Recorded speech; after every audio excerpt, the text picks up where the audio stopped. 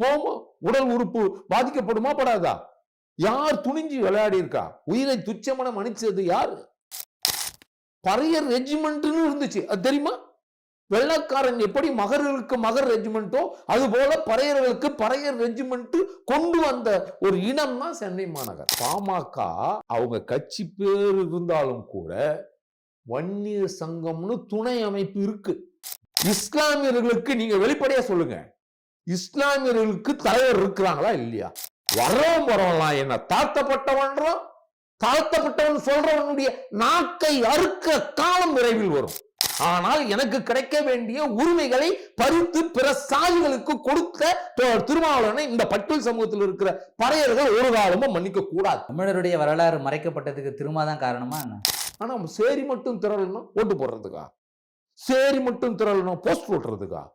பாம்போடு படுத்துக்கொண்டே பாம்பினுடைய விஷத்தை பத்தி பேசுறதெல்லாம் தோழர் திருமாவளவனுக்கு தான் அது கை வந்த கலை.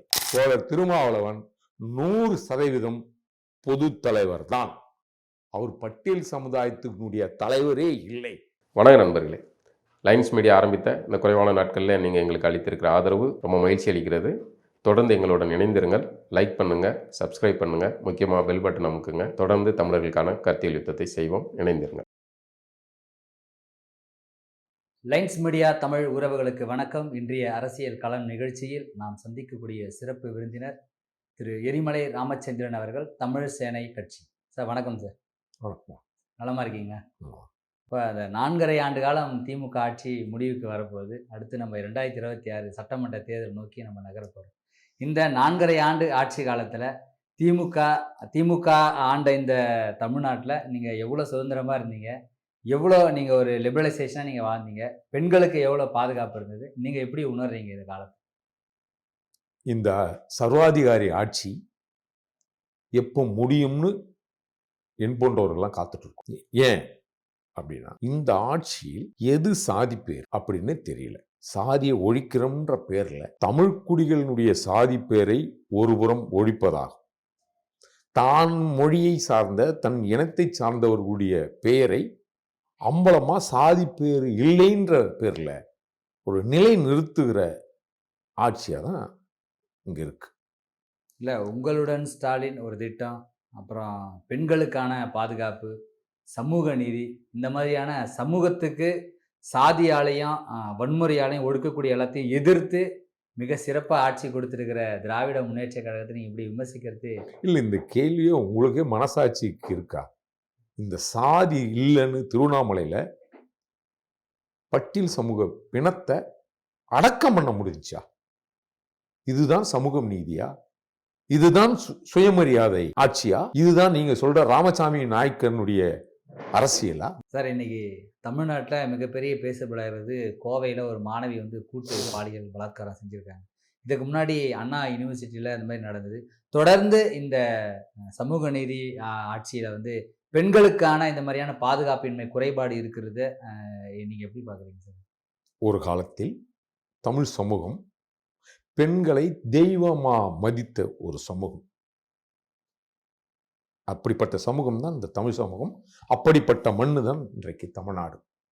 இன்றைக்கு போதைப் பொருள் நடமாட்டம், போதை ஊசி நடமாட்டம், அதிகமான அளவு கடந்த போதைப் பொருட்கள், குற்ற செயல்கள் நடக்கிறதுக்கு போதை தான் காரணம்னு சொல்றீங்க?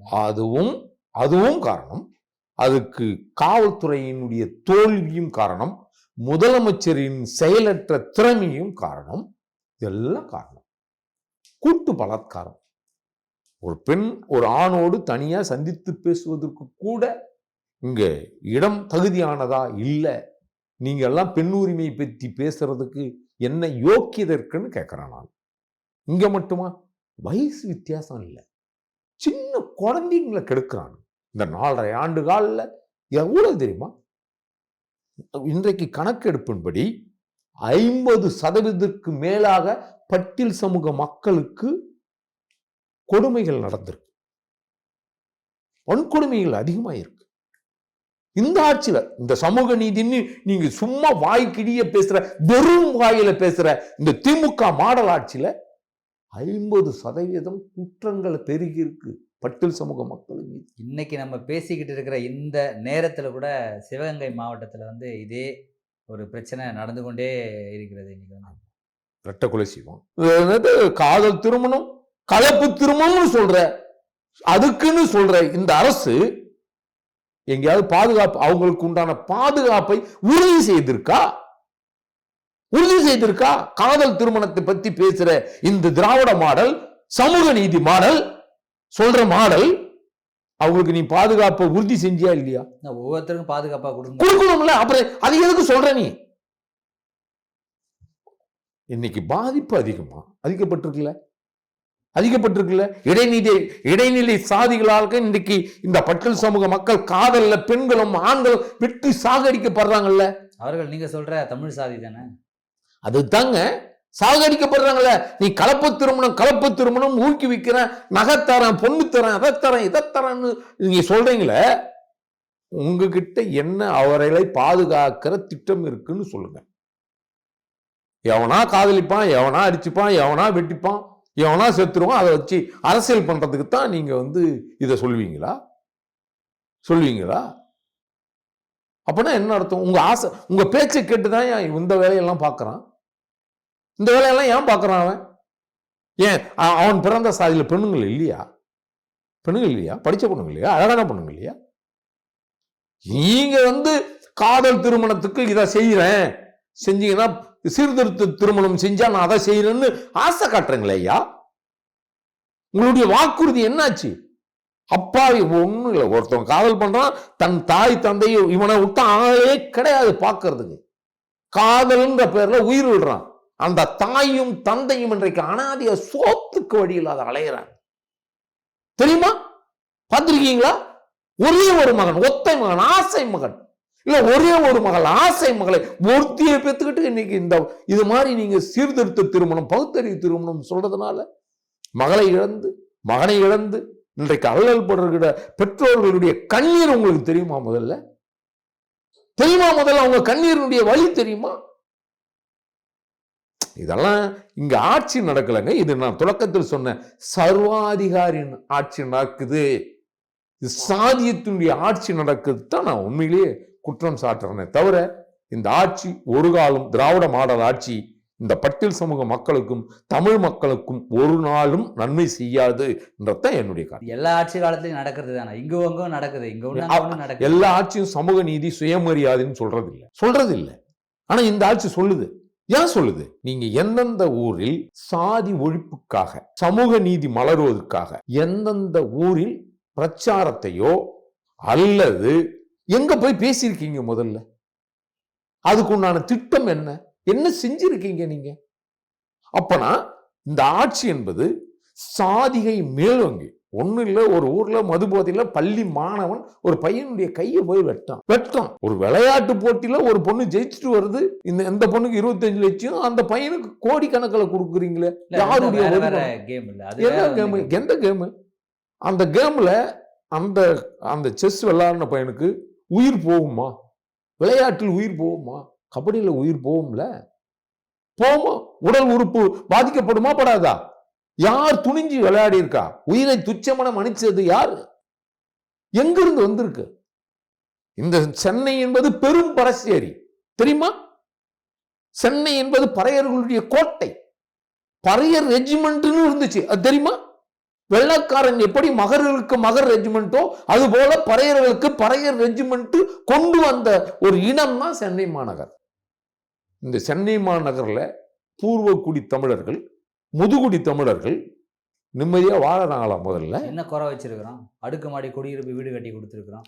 தோறம் உண்மையிலேயே இந்த வாழ்ந்த மக்களை, பெரும்பான்மையா வாழ்ந்த மக்களை அகதிகளைப் போல், அனாதைகளைப் போல், எந்த ஒரு அடிப்படை வசதியும் இல்லாமல் பட்டியலை அடைச்ச மாதிரி தானே கண்ணகி நகர், சம்மஞ்சேரி எல்லாம். அது என்ன ஒடுக்கப்பட்ட ஒரு சாதிக்குன்னு ஒதுக்கப்பட்ட இடமா? அது இங்க யார் வாழ்வதற்காக இவர்கள்லாம் அப்புறப்படுத்தினீங்க? இங்க இருக்கிற நீங்க எத்தனை பார்க்குகள் உருவாக்கி வச்சிருக்கீங்க? பூங்கா இருக்குல்ல, அங்கெல்லாம் ஏன் நீங்க கட்டல? ஏன் கட்டல இந்த மக்களுக்கு? ஏனென்றால் ஒரு சாதாரண தொழிலாளி இந்த மண்ணில் வாழறவன் அது அடிப்படை கூலி வேலைக்கு போறவன் இங்க சென்னையில தான் வேலை வாய்ப்பு இருக்கு. இங்க அங்கிருந்து பேருந்துக்கு செலவு பண்ணி அவனுடைய வாழ்வாதாரத்தை எப்படி சமாளிக்க முடியும்? ஒரு மனிதன் வாழ்வதற்குண்டான தகுதியான இடமா இருந்து இந்த இந்த நதிக்கரை நாகரிகத்தில் வாழ்ந்த மக்களை அப்புறப்படுத்தினால் உங்களுக்கு கிடைத்த லாபம் என்ன? சென்னையை டெவலப்டு சிட்டியா மாத்த என்ன? யாருக்கு? யாருக்கு டெவலப் என்பது? யாருக்கு வளர்ச்சி என்பது? யாருக்கு? என் மக்கள் அடிப்படை உனக்கு ஓட்டு போட்ட மக்களுடைய வளர்ச்சியா, அல்லது அதிகார வர்க்கத்துக்கும் பணக்காரருக்கான அவருடைய வளர்ச்சியா? அவங்க சொகுசா போகணும், அப்படித்தானே? இன்றைக்கு நீங்க சொல்றாங்க வந்தவரை வாழ வைக்கும்னு முதல்வர் பேசுறாரு. நீங்க சவுகார்பேட்டையில போக முடியுதா? போக முடியுதா? பிற மொழி ஆளுநரை விட என் மண்ணின் மைந்தர்கள் உனக்கு ஏளனமா போச்சா? அந்த அரசுக்கு ஏளனமா போச்சா? சிங்கார சென்னை என்ற திட்டத்தின் பேரில் இங்க இருக்கிற பூர்வ கொடி ஒற்றுமையை கலைச்சது அரசு தானே, திராவிட மாடல் அரசு. எங்களுக்கு யாருக்கு பாதிக்க இருக்கு? தமிழ்நாட்டிலே தமிழ்நாட்டு மக்களுக்காக, தமிழ்நாட்டு பட்டியல் சமூக மக்களுக்காக மத்திய அரசு ஒதுக்கப்பட்ட நிதியை இந்த அரசு சரியா பயன்படுத்தி இருக்கா? செலவிட்டு இருக்கா? முதல்ல ஏன் திருப்பி அனுப்புற? என் மக்கள் எத்தனை பேரும் வசதி ஆயிட்டாங்களா? இவங்களுக்கு தண்ணீர் பெற்றாங்களா என் மக்கள்? எதுக்கு திருப்பி அனுப்புறேன்? நீ நிதி இல்லைன்னு சொல்ற, மத்திய அரசு நிதி ஒதுக்குது, அந்த நிதியை ஏன் செலவு பண்ணல? தோழர் திருமாவளவன் ஏன் இந்த நிதியை செலவு பண்றதுக்கு வரையறை திட்டம் ஏன் கொடுக்கலன்னு கேட்கிறேன். பட்டியல் சமூக தலைவர்னு அடையாளப்படுத்தி கொண்டிருக்கிற தோழர் திருமாவளவன் அவர் பொது தலைவர் தான், சாதி தலைவர் இல்ல. இருந்தாலும் கூட சேரி திரளும்னு அன்னைக்கு பேசின தோழர் திருமாவளவன் ஏன் இந்த நிதியை இதுக்கு செலவிடலாமே, அதுக்கு செலவிடலாமே? மீண்டும் கொடுத்த பணத்தை வீணடிக்காதீங்க, திருப்பி அனுப்பாதீங்க அப்படியே தோழர் திருமாவளவன் கேட்கல? கேட்டிருக்கணுமா இல்லையா? நீ அடிப்படை உரிமையை பெற்றுக் கொடுக்கணும் தானே வர. தோழர் திருமாவளவன் எதுக்கு வந்தாரு? இங்கு ஆதிக்கம் நிறைந்தவர்களுக்கும் ஆதிக்க சாதிகளுக்கு அடிபணிஞ்சி வாடுறது என்பது இது தானே தற்கொலை செய்வது கொள்வதற்கு சமம். அது மட்டும் இல்லை, இன்றைக்கு பேர் ஒன்றும் இல்லை, தோழர் திருமாவளவனுடைய முதல் முழக்கம் என்ன? சாதி ஒழிப்பே மக்கள் விடுதலை. இதை நிகழ்த்த வேண்டும் என்று சொன்னால், சாதி ஒழிப்பை மக்கள் விடுதலை இதை நிவர்த்தி செய்ய வேண்டும் என்று சொன்னால் அரசியல் அதிகாரம் பெறணும்னு சொன்ன தோழர் திருமாவளவன் அரசியல் அதிகாரம் பெற்று பிறகும் கூட எந்தெந்த பகுதியில் நீங்கள் சாதிய ஒழிப்பதற்குண்டான ஏற்பாடுகள் செய்திருக்கிறீர்கள்? எம்எல்ஏ இருக்கும் போதும் சரி, 2 MP 4 MLA இருந்துட்டா அதிகாரம் வந்துருச்சு, அதை வச்சு சாதி ஒழிச்சிடலாம். வேற என்ன முதல்வர் ஆக முடியுமா? இல்ல பிரதமர் ஆனா தான் சாதி ஒழிப்பீங்களா? உங்களை திமுக தலைவர் திரு ஸ்டாலின் ஏமாத்துறாரு. கடிதம் மத்திய அரசுக்கு ஒரு கடிதம், சிறுத்தைகளாலே நான் முதலமைச்சர் ஆனேன் அப்படின்னு சொல்லிட்டு போற திசையெல்லாம் மு.க. ஸ்டாலின் சொல்றாருல நான் கரெக்டா தான் சொல்றாரு. அவரால் தான் ஆனாரு, நானும் மறுக்கல. முதல்வர் ஆனது தோழர் திருமாவளவனால் தான் ஆனாரு, மறுக்கவே இல்லை. ஆனால் ஒரு இது இருக்கு. என்ன இருக்குன்னா, பாமகவை விட விசிக வளம் இழந்த கட்சியான்னு சொல்லுங்க. நீங்க நெறியாளர் தான், நீங்க சொல்லுங்க. மக்கள் தொகையில கூட சொல்லுங்க, நீங்க பட்டியல் சமூகமே வேண்டாம். பாமகவில் பெறப்படுகின்ற அதிகாரங்களை தோழர் திருமாவளவனால் ஏன் பெற முடியலன்னு சொல்லுங்க பாப்போம். புரிஞ்சிருக்கும் நினைக்கிறேன். பாமக வாங்குற சீட்டு எவ்வளோ? பாமகவில் மத்திய அமைச்சர் ஆக முடிஞ்ச அதே சமபலம் சொல்லித்தான் நீங்க தன் சமூகத்துக்காக சரியா போராடுறது, தன் சமூகத்துக்காக அவங்க கேட்கிறாங்க. கரெக்டா புரிஞ்சிச்சா? அப்ப அவரு நீர்த்து போன தலைவர் தானே. எந்த கோஷத்தை சொல்லி எதை சொல்லி வந்தாரோ அந்த மக்களுக்கு தோழர் திருமாவளவன் துரோகம் இழைக்கிறாரா இல்லையா? அது அவ்வளவுதான். பாமக நின்று அதிகாரத்தை வாங்குற மாதிரி விசிகாவில் வாங்க முடியுமா? பாமக அவங்க கட்சி பேர் இருந்தாலும் கூட வன்னியர் சங்கம்னு துணை அமைப்பு இருக்கு. பேரு தான் பாட்டாளி மக்கள் கட்சி, தேர்தலுக்கு துணை அமைப்பு வன்னியர் சங்கம்.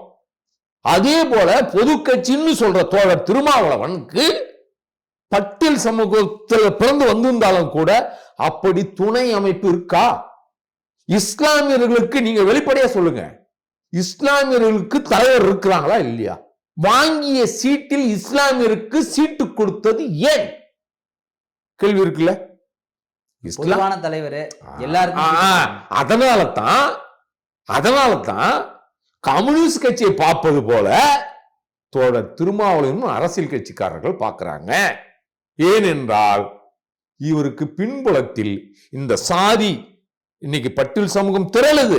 எதுக்கு திரளுது என்றால் ஒரு நாள் இந்த தலைவன் எனக்கு விடுதலையை பெற்றுக் கொடுப்பான்னு சேரி திரளுது. இன்னைக்கும் நம்புது. வாங்குற சீட்ல வன்னியருக்கு தலைவர் இருக்கிறாங்களா இல்லையா? வன்னியருக்கு எதுக்கு நீங்க வாங்கின சீட்ல கொடுத்தீங்க? நான் கேட்கிற கேள்வி. அப்ப நீ எதுக்கு கொடுத்தீங்க? எந்த சமூகம், நீ வன்னிய சமூகத்தை விட பறையர்கள் அப்படியே கோடீஸ்வரன் ஆயிட்டாங்களா? மேம்படுத்திட்டாங்களா? எல்லா சீட்டையுமே பட்டியலினத்துக்கே கொடுத்துட்டா அப்ப உள்ள இருக்கிற மத்த பிரதிநிதித்துவம் அதுதான் நான் சொல்ல வரேன்னா, பாமகவுடைய சட்ட விதிகளில் பட்டியல் சமூகத்தை இருப்பவர்களுக்கு பதவி கொடுக்கணும். ஆனா டாக்டர் ராமதாஸ் என்ன செய்யறாருன்னா, வட மாவட்டத்தில் இருக்கிற பறையர்களுக்கு கொடுக்காமல், தொடக்க காலத்தில் கொடுத்திருந்தாலும் கூட இடையில் கொடுக்காமல், தென் மாவட்ட அப்ப கொடுத்தாரு, இப்ப கொடுத்தாரா? தென் மாவட்டத்தில் இருக்கிறவர்களை கூட்டு குறிப்பாக பல்லர்களை, தேவேந்திர குல வேளாளர் சொல்லப்படுகிற பல்லர்களை எடுத்துன்னு வட மாவட்டத்தில் நிறுத்துறாரு. எதுக்கு நிறுத்துறாரு? நீங்க என்ன பண்றீங்க? நீங்க என்ன செஞ்சிருக்கீங்க? எங்க அமைச்சர் ஆயிருக்கீங்க? உங்களுடைய மக்கள் தொகையும் அவங்களுடைய மக்கள் தொகை என்ன? பட்டேல் சமூகம் குறிப்பாக பறையர்களுடைய 2011 மக்கள் தொகை 1 கோடி. 4 ஓட்டில் 1 ஓட்டு எங்கள் ஓட்டுன்னு சொல்ற தோழர் திருமாவளவன் ஏன் எங்களை அவமதிக்கிறார்னு நான் கேட்கிறேன். ஏன் எங்களை அவமதிக்கிற? குறைவான சீட்டு வாங்கி எதுக்கு எங்களை அவமதிக்கிறேன்னு கேட்கிறேன். பொது தலைவர்னா சொல்லு. பட்டியல் சமூகத்தில் இருக்கிறவர்கள் யாரும் என்னோடு வர வேண்டாம், விலகி போங்கன்னு சொல்லுங்க. சேரிக்குள் இருக்கிற கொடி கம்பங்களை அகற்றுகன்னு தோழர் திருமாவளவன் சொல்லுங்க பாப்போம். சவாலா விடுறீங்களா? ஆமா சொல்லுங்க. பொது தலைவருக்கு பொதுல தானே வைக்கணும். ஆனால் அம்பேத்கர் பொது தலைவர் ஏன் சேரிக்குள்ள சிலை வச்சிருக்கான்? பொதுவான இடத்துல தானே வைக்கணும். சேரிக்குள் வைக்க வேண்டிய சிலை MC ராஜா, ரெட்டமலை சீனிவாசன் போன்றவங்க சிலை தானே வைக்கணும். யாரு சிலை வைக்கணும்? சேரியில பிறந்தவங்க சிலை தானே சேரியில வைக்கணும். பொதுவான சிலையை எடுத்து போய் மருத்துவர் ராமதாஸ் எந்த அளவுக்கு வேலை பார்த்திருக்கு பாருங்க. இவர்கள் இந்த மண்ணின் மைந்தர் தலைவர்களை தெரிந்து கொள்ள கூடாதுன்னு தான் மருத்துவர் ராமதாஸ் திட்டமிட்டு அதிகமான ஆனால் அம்பேத்கர் சிலையை சேரியில் நிறுவினார். நீங்க தமிழ்நாடு முழுக்க அம்பேத்கர் சிலைகள் இவ்வளவு இருக்கிறதுக்கான காரணம் அன்புமணி தான். சரி, அதைத்தான் சொல்றேன். எனக்கு வைக்க வேண்டிய சிலை என்ன? அன்னை சத்தியவாணி முத்து இல்லையா? மீனம்பாள் சிவராஜ் இல்லையா? MC ராஜா இல்லையா? சிவராஜ் பிள்ளை இல்லையா? யார் இல்லை? ஆனால் அம்பேத்கருக்கு முன்னோடியா இருந்த அயோத்திதாசர் இல்லையா? ஏன் அவங்க சிலைகளால எங்களுக்கு அடையாளம் வைக்கல? அப்பனா என் சமூகத்தினுடைய தலைவர்களை நான் மறந்துடணும். என் சாதி தலைவர், என்னுடைய பட்டியல் சமூகத்தில் குறிப்பாக பறையர்களை பிறந்தவர்கள் எல்லாம் மறந்துடணும். நான் பொதுவான தலைவரை ஏத்துக்கணும். என்ன பார்வை இது? திட்டமிட்டு யார் எங்களுடைய மூளையை கழுவியது யார்? மூளை சலவை செய்தது யார்? ஏன் MC ராஜா வெளிவரல போனாரு? ஏன் வரல? பூனா ஒப்பந்தத்தில் கையெழுத்து போட்டது அண்ணல் அம்பேத்கர் மட்டும் இல்ல, MC ராஜாவும் கையெழுத்து போட்டிருக்காரு. இவரை காட்டணுமா இல்லையா? இவரை காட்ட வேண்டிய கடமை யாருக்கு இருக்கு? வெளிக்கொண்ட ஒரு காரணம் யாரு இருக்கு? ஒரு நாணயத்தில் இரு பக்கம்னு சொன்னா பறையருக்காக இந்த அடிப்படை சமூக மக்களுக்காக போராடிய இரு பக்கம்னு சொன்ன இடத்துல ஏன் MC ராஜா படம் இல்லைன்னு நான் கேட்கிறேன். புரியுதுங்களா? அதனால தான் இன்று வரை சமூக நீதி பேசுற, சுயமரியாதை பேசுறவங்க எல்லாம் என்னுடைய சாதி பெருமையை தெரியாத போனதுடைய விளைவு வரலாம். என்ன தாழ்த்தப்பட்டவன் சொல்றவனுடைய நாக்கை அறுக்க காலம் விரைவில் வரும். நாங்கள் தாழ்த்தப்பட்டவன், நாங்களும் நீ மட்டும் ஆண்ட பரம்பரையா? நான் தான் ஆண்ட பரம்பரை. ஆண்ட பெருமறை என்று சாதி பெருமை நான் பேசுவேன். சாதி வெறிக்கு தான் வழிவகுக்கும். ஆமா, நான் சொல்லுவேன். நானும் ஆண்ட பரம்பரை தான். ஒரு தமிழ் சாதி ஆண்ட பரம்பரை சொன்னுச்சுன்னா நான் அடிமை சாதியா, அடிமை பரம்பரையா? அறிவு சமூகம் மட்டும் இல்ல, பறையர்கள் இந்த மண்ணை ஆண்டிருக்காங்க. ஜனநாயக முறைப்படி நீங்க நானும் ஒண்ணுன்னு சொல்றதுனா எங்க எங்க எங்க ஒண்ணு, எங்க ஒண்ணு நிரூபிச்சிட்டீங்களா? இருன்னு மாத்திட்டா சாதி ஒடிஞ்சிடுச்சா? தோழர் திருமாவளவனை கேட்கிறேன். இன்னின்ற சொல்லை எடுத்துட்டு இருன்னு மாத்தணும் தான் ஸ்டாலின் கடிதம் எழுதியிருக்கிறாரே தவிர சாதி ஒழிக்கிறதுக்காக ஒரு கடிதம் எழுதல. புரியுதுங்களா? சாதி இருக்கணும், சாதி சண்டை இருக்கணும். சாதி சண்டை இருந்தால்தான் இந்த கலவரத்தை காட்டி, சண்டையை காட்டி ஓட்டு வாங்க முடியும் தான் இந்த திராவிட மாடல் முயற்சி செய்து தோழர் திருமாவளவன் அதற்கு துணையா நிற்கிறார். தமிழகத்துல பட்டியல மக்களுக்கு எங்க பிரச்சனை திரும்ப தான் காரணமா, இல்ல அதை திரும்ப தான் வந்து கேட்கணுமா? திரும்ப விட்டா ஆளே இல்லையா? அதான் இதைத்தான் என் மக்களுக்கு போதித்துக் கொண்டிருக்கிறோம். தோழர் திருமாவளவன் பட்டியல் சமூக தலைவர் இல்லை, அவர் பொது தலைவர். வாங்குற சீட்டில் கூட பங்கு பிரித்து மற்ற சமுதாயத்துக்கும் மற்ற மதங்களுக்கும் கொடுக்கிறார். ஆதலால் பட்டியல் சமூகத்தில் இருக்கிற பெரும்பான்மையா வாழ்ந்து கொண்டிருக்கிற இந்த மக்கள் விழிப்போடு இருந்து யார் நமக்குண்டான தலைவர் என்பதில் அடையாளம் கண்டுபிடிக்க வேண்டிய சூழலில் நாம் இந்த மக்கள் வாழ்ந்து கொண்டிருக்கிறார்கள். விரைவில் அது நடக்கும், அதுக்குண்டான கட்டமைப்பு நடக்கும். யாரை நம்பி அவர் ஒன்றும் செய்யணும்னு அவசியம் இல்லை, அவர் செய்யணும்னு அவசியம் இல்லை. இதுவரை தோழர் திருமாவளவனால் விசிகாவில் நடந்த போராட்டங்களில் எந்தெந்த போராட்டங்களுக்கு தீர்வு ஏற்பட்டிருக்குன்னு தோழர் திருமாவளவன் சொல்லணும். இந்த போராட்டம் பண்ணோம், இதுக்கு தீர்வு வந்திருக்கு. இன்னைக்கு பட்டியல மக்கள் வந்து தமிழகத்துல இவ்வளவு பெரிய பரவலாக இருக்கிறதுக்கும் அதிகாரத்துல இருக்கிறதுக்கும் திரும்ப தானே அதுக்கு காரணம். எங்க அதிகாரத்தில் இருக்காங்க? ஓய்ய வேலை போட்டாங்களே, எத்தனை பறையருக்கு தோழர் திருமாவளவன் வேலை வாங்கி கொடுத்துருக்காரு? சரி, பறையரை விட்டுருப்பா, நீ பொது தலைவர். எத்தனை பல்லர்கள் வேலைக்கு வந்திருக்கிறாங்க? 3% இடஒதுக்கீடு தோழர் திருமா பண்ண துரோகம் என்ன? இன்னைக்கு எந்த அரசு வேலையை வெள்ளை அறிக்கை கொடுக்க சொல்லுங்க பார்ப்போம். எனக்கு தோழர் திருமாவளவன் ஒரு காலமும் எனக்கு மரியாதை குறைவா இருக்கிறது இல்லை. உயர்ந்தவர் தான், அறிவுபூர்வமானவர் தான். ஆனால் எனக்கு கிடைக்க வேண்டிய உரிமைகளை பறித்து பிற சாதிகளுக்கு கொடுத்த திருமாவளவனை இந்த பட்டியல் சமூகத்தில் இருக்கிற பறையர்கள் ஒரு காலமும் மன்னிக்க கூடாது. ஒருவேளை இல்லை, ஒருவேளை கிடையாது, அரசு வேலையில் கிடையாது, போக முடியாது. ஏன் போக முடியாது? இவரே சொல்றாரு, என் கட்சியில இருக்கணும்னா 10 கேஸ் வாங்கு, 10 கேஸ் வாங்கு. நீங்க சொல்லுங்க, மனசாட்சியை தொட்டு சொல்லுங்கள், கேஸ் வாங்கினா அரசு வேலைக்கு போக முடியுமா? இல்ல, அன்னைக்கு 90 காலகட்டத்துல கேஸ் வாங்கினா போக முடியுமா வேலைக்கு? இல்ல, அவர் சொல்றத நான் நோக்கம் சொல்றேன். 90 காலகட்டத்துல வழக்குகளுக்கு பயந்தோம், காவல் நிலையத்துக்கு பயந்தோம், நிறைய பேர் ஓடி ஒளிஞ்சாங்க. அதனால சேரிகள் சூறையாடப்பட்டது. இதற்கெல்லாம் ஒரு பாடம் புகட்ட வேணும்னு சொன்னா எல்லாத்துக்கும் அதிகாரத்துக்கு நம்ம வரணும். இந்த மாதிரி போலீஸ் வழக்குக்கெல்லாம் பயப்படக்கூடாது. அதனால ஒவ்வொரு மீதும் 10 வழக்குகள் இருக்கும்போது அவன் பயப்பட மாட்டான் அப்படின்றதுக்காக சொன்னாரு. 10 வழக்கு யார் வாங்கணும்? பட்டியல் சமூக மக்கள் மட்டும்தான் வாங்கணுமா? பொது தலைவர் சொல்லணும்ல. என் மக்கள் என்ன சொத்து சேர்த்து வச்சுக்கிறானா? என்னைக்கு விஜயநகர் ஆட்சி வந்ததும் அன்னைக்கே சொத்து நிலபுலங்களை இழந்தவன் பறையன் தெரியுமா? பட்டியல் சமூகம் இழந்திருக்கிறான். என்ன இருக்கு? அன்னாடங்க ஆட்சியை வாழ்ந்துட்டு இருக்கிறான். போனாதான் வேலை. இன்றைக்கு அவன் சம்பாதிக்கிற இவரு பேச்சு கேட்டு வழக்கு வாங்கினவர்கள் எல்லாம் நீதிமன்றத்துக்கும் காவல் நிலையத்துக்கும் அலைஞ்சு கொண்டிருக்கிறாங்க. குடும்பத்தை பார்க்க வேணாம், வழக்கு வாங்களுக்கு விருது கொடுத்து அழகு பார்த்திருக்காரு. அதுதாங்க வழக்கு வாங்க சொல்றாரு. யாரையும் திருப்தி செய்வதற்கு. நாங்கெல்லாம் அரசு வேலைக்கு போகக்கூடாதா? ஒரு காலத்தில் வாழ்ந்த தலைவருக்கு யாராவது சொல்லியிருக்காங்களா? அண்ணல் அம்பேத்கர் பேரை அடிக்கடி சொல்ற தோழர் திருமாவளவன் படிக்க சொல்றீங்களா? ஏன் வழக்கு வாங்க சொல்றீங்கன்னு கேட்கிறேன். ஏன் வழக்கு வாங்க சொல்றீங்க? அதிகாரம் என்பது எங்க பெறணும்? நீங்க பெற்றுட்டீங்களா? எது அரசியல் தேர்தல் பாதை, திருடர் பாதைன்னு பேசிய தோழர் திருமாவளவன் அரசியலுக்கு வந்த பிறகு சாதிச்சது என்ன? பாராளுமன்றம் போய் என்ன செஞ்சிருக்கீங்க? தமிழ்நாட்டில் தீண்டாமை இருக்கு. இங்க இருக்கிற மக்கள் பிணங்களையே புதைக்க முடியாத நிலையில் தான் தமிழகம் இருக்குன்னு ஏன் பாராளுமன்றத்துல ஒரு வார்த்தை? அல்லாஹு அக்பர்னு சொன்ன தோழர் திருமாவளவன் ஏன் MC ராஜா வாழ்கன்னு அவர் வாயில சொல்ல முடியல? ஏன் சொல்ல முடியல? சாதிக்குள்ள அடைக்க பாக்குறாங்க. ஏன் மதத்துக்குள்ள அடிக்கிறீங்க? உங்களுக்கு சைவமும் வைணவமும் இந்த மதம் தான் உங்களுக்கு எதிரான மதமா? மதம்னா எல்லா மதம் தான். கிறிஸ்துவமும் மதம் தான், இஸ்லாமும் மதம் தான். இது இங்க சைவம் வைணவம் பிரிஞ்சதும் மதம் தான். உங்களுக்கு பெரும்பான்மையா இருக்கிற சைவம் வைணவத்தில் போன இந்த மதத்தின் மீது மட்டும் என்ன வெறுப்புன்னு கேட்கிறேன். எங்களுக்கு ஒரு பழக்கம் இருக்கு, நடுகள் வழங்குற பழக்கம் இருக்கு. இன்றைக்கும் குலதெய்வ வழிபாடு இருக்கு. இன்றைக்கு பெருங்கோயில் எல்லாம், இன்றைக்கு இருக்கிற பெருங்கோயில் எல்லாம் பறையர்களுடைய சமாதின்னு வரலாறு இருக்கு. என் சமாதிக்கு நான் போகக்கூடாதப்பா, அது என்னப்பா குற்றம்? என்ன குற்றம் கேட்கிறேன்.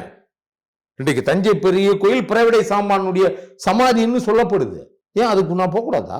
என்ன இதுக்கு என்ன உங்ககிட்ட என்ன பதில் இருக்கு? தமிழருடைய வரலாறு மறைக்கப்பட்டதுக்கு திருமாதான் காரணமா என்ன? ஆமா, அவரும் ஒரு காரணம் தான். கல்வெட்டு மன்னர்கள் செதுக்கிய கல்வெட்டு அத்தனையும் கோயிலுக்குள்ளதானே இருக்கு. இத்தனை கோயில் இருந்த கல்வெட்டுகளை அழிக்கிறதுக்கு யார் காரணம்? நீ போகாதுதானே காரணம் இல்லையா?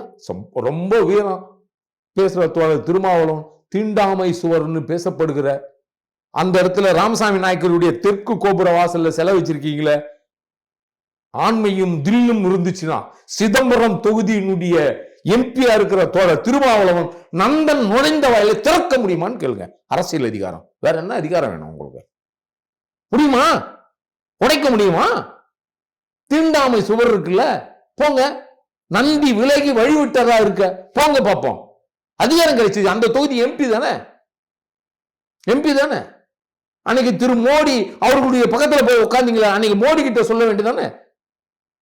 மோடி பக்கத்துல உட்கார்ந்தாருல, அவரு முப்பெரும் விழாவில் போய் உட்கார்ந்தாரா இல்லையா?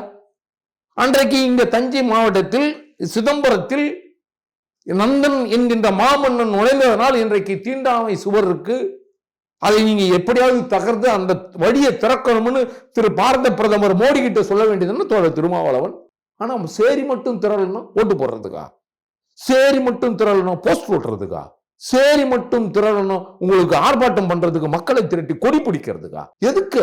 விடை இருக்கா? அன்றைக்கு ஊருக்கு ஒரு அண்ணல் அம்பேத்கர் பேர்ல இரவு பாடசாலை இருந்துச்சு. இன்னைக்கு இருக்கா? முதல்ல பாடசாலை இரவு பாடசாலை இருக்கா? இல்லாது போறதுக்கு யார் காரணம்? அன்றைக்கு பெரும்பான்மையா அரசு பணிகளில் இந்த பறையர் கூட்டம் பெரும்பான்மையா இருந்தாங்க, கற்றோர்களா இருந்தாங்க. இருக்கா? இன்னைக்கு நடு ரோட்ல குடிச்சிட்டு ஆடிட்டு போயிட்டு இருக்கான். எத்தனை குடும்பங்கள் இந்த மதுபோதையில் தாலி அறுத்து இருக்கு தெரியுமா?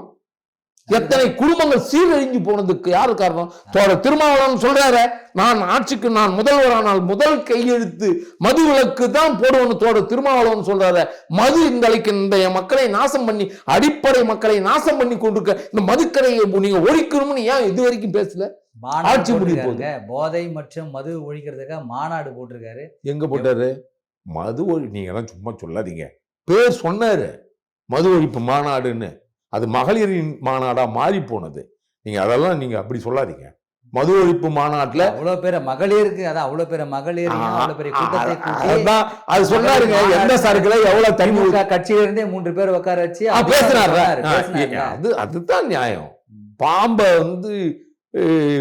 வச்சுக்கிட்டே பாம்போடு படுத்துக்கொண்டே பாம்பினுடைய விஷத்தை பத்தி பேசுறதெல்லாம் தோழர் திருமாவளவனுக்கு தான் அது கை வந்த கலை. மற்றவங்க எல்லாம் அப்படி பேச முடியாது.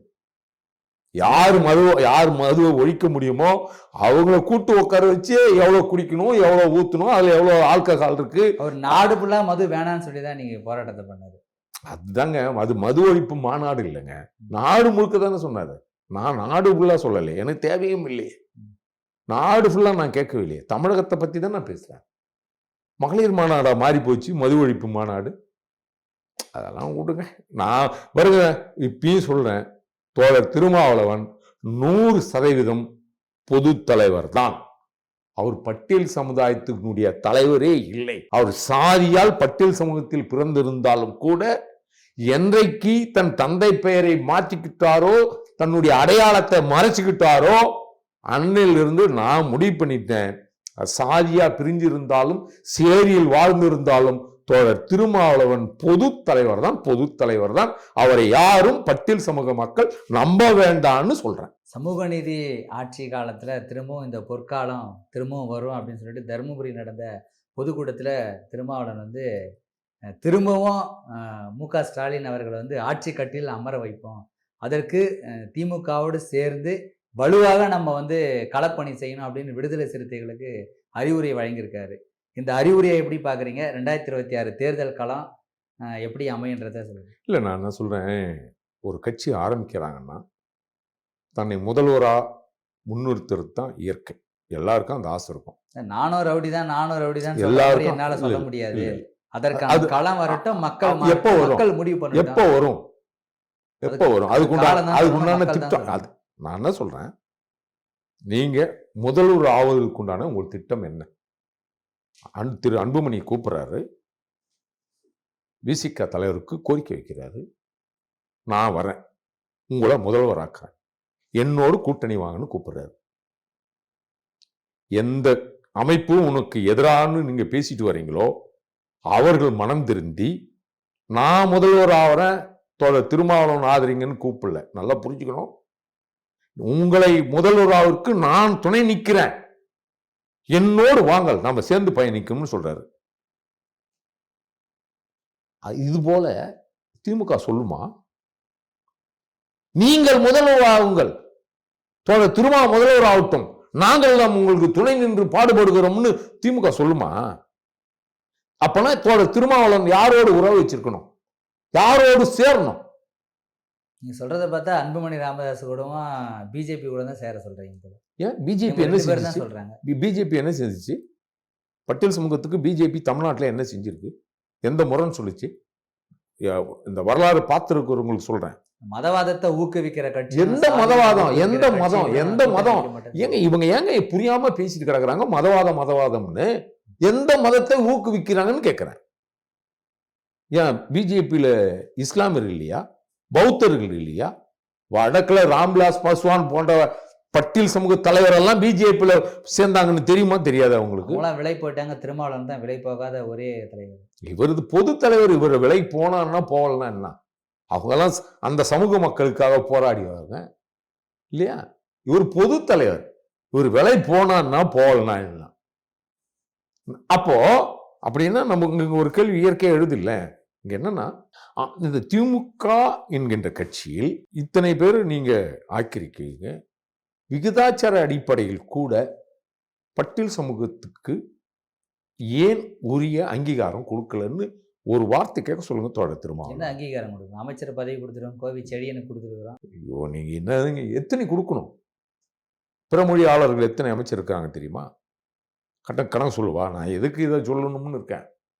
அவங்களுக்கு எவ்வளவு மக்கள் தொகை, பட்டியல் சமூக மக்கள் தொகை எவ்வளோ? சாதியா பார்த்து நாங்க கொடுக்கல. நான் சாதியா பார்க்க நீதி அடிப்படையில் என்ன சமூக நீதி? என்னத்தான் சமூக நீதி?